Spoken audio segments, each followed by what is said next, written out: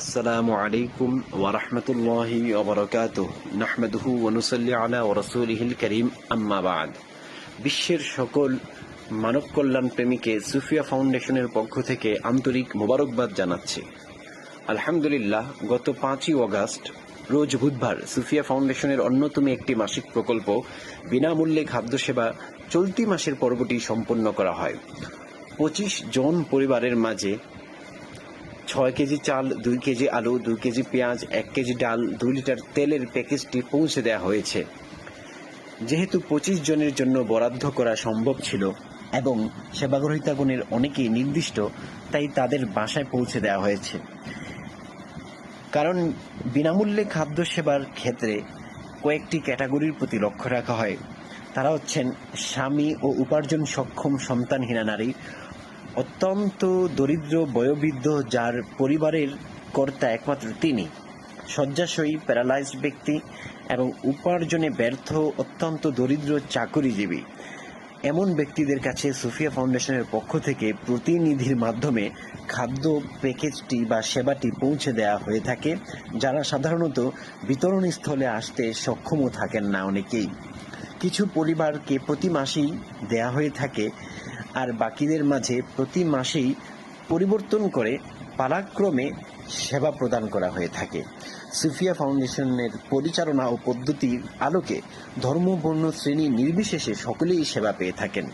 যুক্তরাজ্যের ভার্জিনিয়াতে কেন্দ্রস্থিত সুফিয়া ফাউন্ডেশনের যে সকল প্রকল্পসমূহ সাধ্যানুপাতে চলমান রয়েছে তা হল: মাসিক বিনামূল্যে চিকিৎসা সেবা, উপার্জনে অক্ষম ব্যক্তিদের মাঝে ভাতা প্রদান, জাকাত ফান্ড থেকে দারিদ্র্য বিমোচন কর্মসূচি, কন্যাদায়গ্রস্ত পিতার কন্যার বিবাহের জন্য সহযোগিতা, বিপদগ্রস্ত সন্তান সম্ভবা নারীর ডেলিভারির সময় তাদের পাশে দাঁড়ানো, শিক্ষার বিস্তারে দরিদ্র শিক্ষার্থীর জন্য বই পুস্তক বা জরুরি সরঞ্জামের ব্যবস্থা করা এবং বিভিন্ন মসজিদে দ্বীনের উপকারে আসে এমন উদ্যোগ গ্রহণ করা।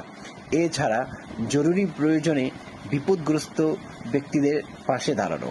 সুফিয়া ফাউন্ডেশনের সকল কার্যক্রম এবং প্রকল্পসমূহ সম্পর্কে জানতে সুফিয়া ফাউন্ডেশনের ফেসবুক অ্যাকাউন্ট ও ভিডিওর সাথে দেয়া ওয়েবসাইট লিঙ্কটি ভিজিট করার জন্য অনুরোধ জানাচ্ছি।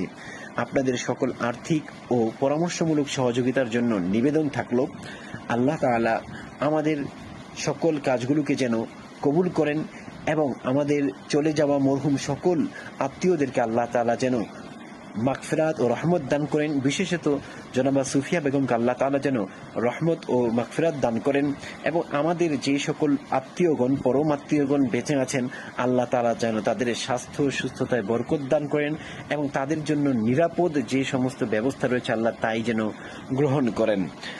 এছাড়া ফিলিস্তিন সহ বিশ্বের সকল নির্যাতিত মানব জাতির জন্য আমরা আল্লাহ তাআলার কাছে দোয়া প্রার্থনা করছি, আল্লাহ যেন তাদেরকে সুস্থ রাখেন এবং সুফিয়া ফাউন্ডেশনের এই মানব সেবার কাজকে আরো বহুদূর এগিয়ে নিয়ে যান।